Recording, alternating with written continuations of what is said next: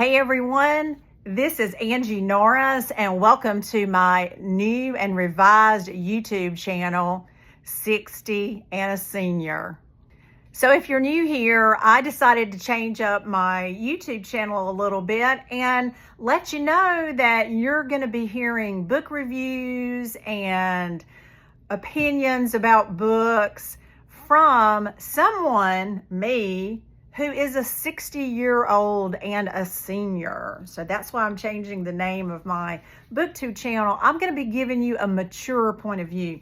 So I recently saw another booktuber that I follow, Rhonda Holden, and I'm going to tag her in the description box of this video so you can go check out her YouTube video of this book tag. But she did a video where she did her mid-year wrap-up for 2025 because, today's Friday, June the 27th. We're just 3 or 4 days away from the 1st of July. Well, if you count today, 27, 28, 29, 30, there's 4 days left in June. And so we're at the middle of the year. It's hard to believe, but we are.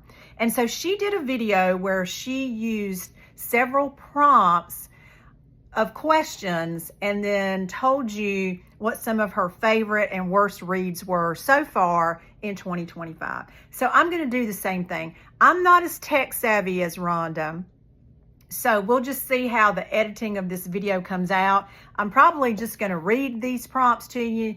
You're probably not going to see them pop up on the screen. You might, but if I can figure that out, I'm still not the best tech savvy person. Hey, I'm 60 and pretty. I'm pretty, y'all, but I'm not that tech savvy. I like to think I am. I think I'm more tech savvy than my husband, but I'm really not. So anyway, come back and we're going to get started. Okay, the first prompt is, what is the best book that I have read so far in 2025? And so I pulled my, whoa, we got a ghost. My Tar Heel Traveler book fell down. Y'all, if y'all haven't, he's written several books, but Scott Mason is a reporter on a local news channel here in North Carolina. He's called the Tar Heel Traveler, and he goes around the state of North Carolina and does little stories and films little vignettes on the news show of interesting people around North Carolina. So I had it propped up back here and it fell down. So we don't have a ghost. So I was searching I do keep a reading log, and before I tell you what my favorite book was so far, I did go back just to figure out how many books I had read so far in June. And so far, I have read 47. I will finish 2 more by the end of June. So I will have a total of 49 books finished by the end of June. And so far, I went back and pulled all my 5-star reads. And so far, the best book that I have read so far in 2025 is The English Wife by Anna Stewart. Now, this book was just released in March. I actually was able to read it as an ARC, an advanced reader copy on NetGalley, but when the book was published, my grandson back in April gave me the book. It was on my Amazon wish list. I wanted to have a physical copy of the book. Guys, I'm a huge historical fiction fan, if you don't know that about me already, but the reason that I love this book so much is because this book is fiction, but it is set in World War II in England, and it revolves around, one of the main characters in the book is Clementine Churchill, the English wife of Winston Churchill, who was the Prime Minister of England during World War II. I had never read anything by this author. She is an incredible writer, and I found myself as I was reading the book and she would make a comment about Clementine and Winston Churchill, about their family or their children. I found myself stopping and pulling out my phone and doing an internet search to see how much of it was factual. And this woman did an incredible amount of research, and a lot of the things in the book were factual. If you are a historical fiction fan, you will love this one, The English Wife by Anna Stewart. Okay, prompt number 2 is, what is your most disappointing book so far in 2025? I actually have 2. Onyx Storm. I don't really know what to say. I did a review of this book back in February, I think. When I got back into reading last year, I was following some other booktubers, and they were just raving about the Fourth Wing series. And so I decided to read it. I thought, I'm going to step out of, I don't really like fantasy. I'm not a big fantasy or science fiction fan. I'm just not. But I decided to read it. I read Fourth Wing, and y'all, I absolutely loved it. I did. And then the second one, I immediately went out and bought the second one, Iron Flame, and I loved that one. I didn't think it was quite as good as Fourth Wing. And so I was very much anticipating this one. I had it on pre-order. It was delivered to me by Amazon the day it was released. And I started reading it, and y'all, this book drug for me. First of all, it's way too long. It was 500 and some pages. To me, this is why I'm not a fan of series. These fantasy series where they have 4 and 5 books in it, when you get to book 3, it's a filler book. I am telling you, I had to make myself finish reading it because I kept thinking it was going to get better. It did not. It did not. I did not DNF it, but I gave it a 3-star. That was the highest I could come up with. It was the biggest disappointment that I had all year. The second biggest disappointment was The Handmaid's Tale. I read that for a book club. I don't have the book anymore because I sold it on Pango, but I had seen the Netflix or Hulu, whatever, the television series that came out. I watched that a few years ago. I absolutely loved that. When they say that the book is better than the movie, not in this case. So I was excited about reading The Handmaid's Tale, excuse me, for a book club that I was in. I mean, it wasn't even that long of a book. It was a little paperback book. It was boring. Boring. I would have DNF'd it if I hadn't have been reading it for a book club. Boring. Don't read it. Okay. Next prompt is, who is your favorite new author? Guys, I got to get a swallow of water. I'll be right back. Okay. She's not a new author, but she's new to me. So at the beginning of the year, in fact, it was one of my January books that I read.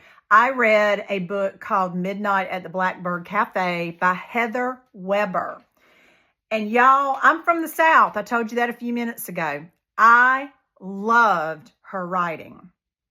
I loved all of her books that I have read so far are set in the South. They're set in Alabama. I believe that's the state where she's from. They're fictional towns in the South. They're just cute, cozy little stories about people that live in these real small towns. When I say real, I mean they're like real people that live in these small towns. And it's really about how life is in the South.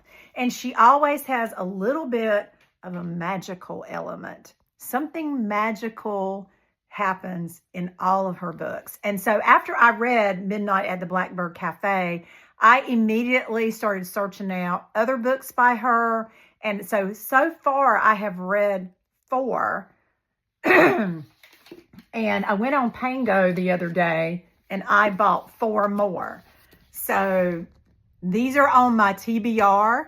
The Lights at Sugarberry Cove, In the Middle of Hickory Lane, At the Coffee Shop of Curiosities, and A Certain Kind of Starlight. I bought those on Pango, and they're on my TBR list, and I'm excited about I want to read her to zero. I want to read all of her backlist because she is my new favorite author. Okay, prompt number 4. What was a book that made you cry? Firefly Lane by Kristen Hanna. So last year I read The Nightingale and The Women by Kristen Hanna and loved both of those. And then I came across the fact that she wrote Firefly Lane. Let me turn the ring light off for just a second. That is the cover of the book that I read. And I saw this book. I picked it up. It was on my bookshelf. And I thought, Kristen Hanna wrote Firefly Lane, because I had seen the Netflix series Firefly Lane.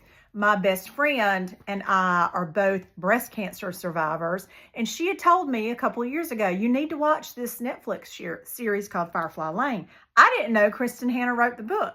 I had already seen the Netflix series, but I did read the book. And if you know anything about that story, one of the 2 characters in Firefly Lane is diagnosed with breast cancer. And so, of course, being a breast cancer survivor, when I got to that part of the book, I knew it was coming because I had seen the series, but it made me cry. Not too many books. I'm not a crier. There are very few books that make me cry. And the very first one that I read last year by Kristen Hanna, The Nightingale, made me cry. So I guess Kristen Hanna is an author that makes me cry.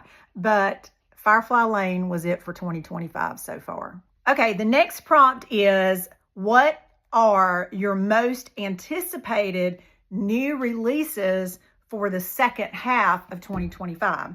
And one of the other authors that I love that has been around for a long time is Fannie Flagg. And I love her because she writes about small towns in the South as well. And a lot of her books have been out for a while. Well, when I found out that she had a new book coming out, I've already got it on pre-order on Amazon. It's Fannie Flagg, and the name of the book is Something to Look Forward to. And I believe it is coming out, I think it's August. I'd have to go back and look on my Amazon pre-orders. But I love Fannie Flagg, and so that's the first one. The second one is Richard Osman, The Impossible Fortune. And this is the 5th installment in the Thursday Murder Club series. Now, one of the very next prompt is going to ask me what was the best sequel in a series book. And that one was a little bit hard for me because I'm thinking, I don't really read too many series books. I did start Fourth Wing, and as I've already told you, Onyx Storm did it for me. I'm not reading any more of that series. I'm not wasting my time. And so I had some of the other fantasy series, the ACOTAR series. I had bought those books, but I tried a chapter of them, and I decided after reading some reviews on them, they may be all the hype, but I don't like to read series books. But after saying that, I loved the Thursday Murder Club series. And I think one of the reasons that I love it is because it's about senior citizens. It's about senior citizens who are in their 70s and 80s who live in a retirement village in the UK, and they solve murders. They are showing that they are still active, that their minds are still, it is an incredibly good, funny series. If you have not read it, go ahead and pull the trigger. I'm telling you, you will love it, especially if you're a senior. You're going to love it. But Richard Osman's next release is The Impossible Fortune, and I have that one on pre-order. And then the last one would be A Weekend on Allison Island. I'm sorry, my ring light's where you can't see it, by Susanna Lewis. If you don't know who Susanna Lewis is, she's a Christian author, comedian. She lives in Tennessee. She has a social media following. She does a podcast, but she also writes books. She's an author, and they're not Christian novels. They are just mysteries and things like that. And women's fiction. She's written some contemporary women's fiction novels. I don't really know what this one is about, but I know if it's by Susanna Lewis, I'm going to want to read it. So I've already got that one on pre-order. So those 3 books are my most anticipated new releases for the second half of 2025. Okay, the next prompt, which is prompt number 6, was what I just kind of alluded to a minute ago. What was the best sequel book that you have read this year? And like I said, I'm not really reading that many sequels because I have made a conscious decision that I'm not going to read series books. I don't want to get invested in something and then have to wait, another year for the next book to come out. If it's a standalone, I'll read it. But I will have to say that as an adult, as a 60-year-old and a senior, I have never in my life read any of the Harry Potter books. So I was challenged and encouraged to read the Harry Potter books, and I started reading them in January. And so the best sequel that I will have to say is that I just finished reading last month Harry Potter, the 3rd book in the series, Harry Potter and the Prisoner of Azkaban, and that was my favorite. It certainly was not Onyx Storm. I did continue that series, but that one was so bad, it's turned me off. I'm not going to waste my money and buy any more books in that series. Okay, next question is number 7, book that made you happy. And I'm just going to tell you, I've kind of already said anything by Heather Weber. And I don't have the book anymore because I've sold it. The last book that I read by her made me happy. And it was entitled South of the Buttonwood Tree. And like I said, all of her books have a little magical element. They're all set in the South, usually in Alabama. So all of her books make me happy. All right, prompt number 8, new releases that you haven't read. Now, one of them, I have bought the book, but I haven't read it yet. The other one, I have not bought it. It's on my Amazon wish list, and I keep hoping that somebody's going to gift it to me, but nobody has yet. And it was released a week or so ago, so I guess I'm just going to have to buy it. Hang on. Okay, I was introduced to Catherine Center earlier in the year. I read a book, the first book I'd ever read by her back in February for a book club. And then when I saw this one was being released, I snagged it as one of my book of the month choices or an add-on. I can't remember which. So it's The Love Haters by Catherine Center. I want to read this one so bad. I'm trying to adhere to follow my TBR list as I do my TBR prompts. But it is one of my books that are new releases that I haven't read yet. And the second one would be, the one that I need to buy is by Kristen Harmel, and it's The Stolen Life of Colette Marceau. I love historical fiction. Kristen Harmel is an amazing historical fiction writer. I just read earlier in the year the Book of Lost Names. Absolutely love that one. So if you guys want to Amazon wish list it to me, check out the description box. And if you want to buy it for me, feel free. If not, I'm going to buy it. And The Stolen Life of Colette Marceau by Kristen Harmel. Okay, prompt number 8. No, that was number 8. I'm sorry, number 9. The most beautiful book that I have purchased. I really don't purchase a lot of the sprayed editions. I do own a few that I started buying them back when I thought I was going to like fantasy. In fact, my Onyx Storm book has sprayed edges. I bought this Spell Shop that is very pretty, but I'm not going to read it. The Wren and the Holly Library. All these books are up on my Pango bookshop, Heaven Breaker. I'm not going to keep those. I'm going to sell them. But I did purchase when Kristen Hanna's 10th anniversary edition of The Nightingale came out. I did buy that. It has the beautiful sprayed edges. Let me take the dust jacket off of it.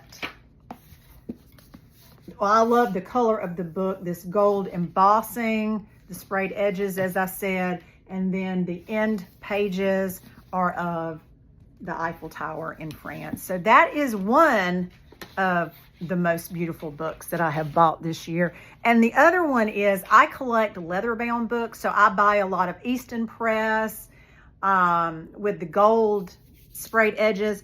But I bought this from a fellow Whatnot seller, and this is a book by, well, it's actually a special collection of 5 novels by Charles Dickens. It is a huge book, but it includes Oliver Twist, A Christmas Carol, The Personal History of David Copperfield, A Tale of Two Cities, and Great Expectations, the classics. This book is beautiful. It's very thick, and look at those beautiful golden edges. Just a beautiful book. And I do collect books like that because those are going to be worth money one day, or at least I like to think they are. Now, this book was gifted to me. I have not read it, and I really don't know that I ever will. I might, but I won this book in a contest, and this was a special edition of Sarah J. Maas, A Court of Thorn and Roses. I won it. One of my fellow Whatnot sellers was having a special show on Whatnot for their loyal viewers, and you could enter a contest giveaway, and I won it. So I am going to keep it because it is a beautiful book, but I did not actually purchase that book. Okay, last prop, so that we can wind this video down and it's not too long, was what books do I need to read the last half of 2025? Man, that is a loaded question.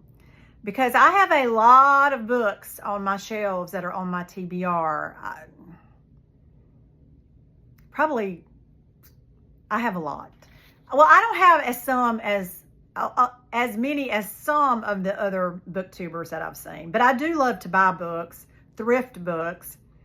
So yeah, I probably have 100 books on my library shelves that I feel like I need to read. But if I had to dwindle it down to a few, I would say that the ones that I feel like I need to read are books that people have gifted to me. So when I had a big birthday back in April, remember I told y'all I turned 60, I had posted an Amazon wish list, and I had family members and friends that gifted me books. So when someone gifts me a book, I do feel like I need to read that book fairly soon after they gift it. So I've been trying to work those into my TBR, but I still have a few that I feel like I need to read. This book was gifted to me by my daughter and son-in-law. It is a mystery thriller that I had on my Amazon wish list that came highly recommended to me, Hidden Pictures. So I want to read that one pretty soon. The other one that was gifted to me by my grandson was another Catherine Center book that I had put on my Amazon wish list, How to Walk Away. So I want to read that one pretty soon. And then I recently had a friend of mine that has become a friend because we love books. We're in a Facebook group together. I've never met her, but just out of the blue, she gifted me this book by Charles Martin called Wrapped in Rain. And she stuck a note on it, and it says, just because you deserve to have your kindness returned to you. And what she means by that is I do a lot of giveaways in my Facebook group called Angie's Adventures. And she had won one of the giveaways, and I had sent her something in the mail. So she was giving me something back, and she says, I hope you will enjoy and review the book. So that makes me feel like I need to read this one soon. So that one will be on my need to read book. I also just had someone at church that loaned me this book. she does want me to return it to her. So I feel like I need to read this one pretty quickly so that I can get it back to her. And it is by Mitch Albom, who was the author of Tuesdays with Maury, and it's entitled The Stranger in the Lifeboat. So I feel like I need to read that one.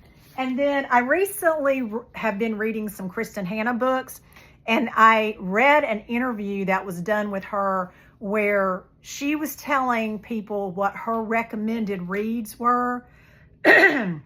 Excuse me. And one of them was the classic To Kill a Mockingbird by Harper Lee.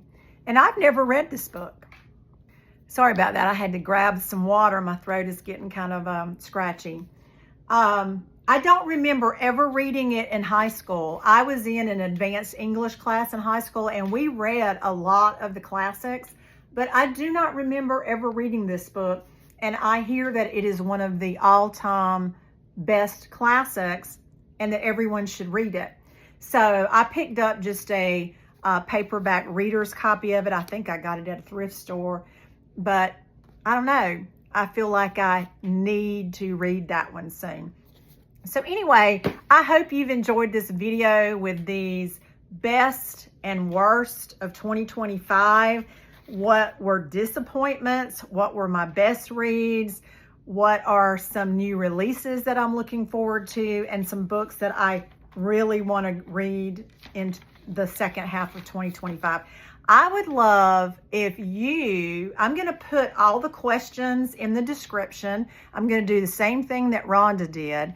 So check out the description box if you want to copy and paste those same prompt questions, the best book you've read so far in 2025, your most disappointing book, etc., etc., etc.